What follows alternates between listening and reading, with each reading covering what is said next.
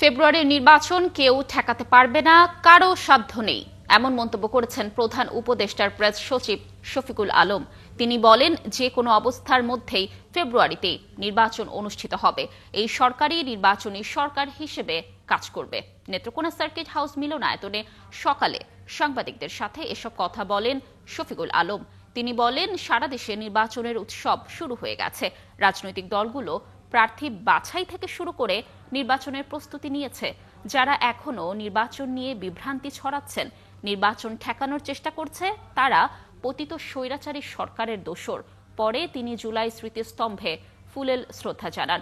এ সময় জেলা প্রশাসক আব্দুল্লাহ আল মাহমুদ জামান, পুলিশ সুপার মির্জা সায়েম মাহমুদ সহ প্রশাসনের কর্মকর্তারা উপস্থিত ছিলেন।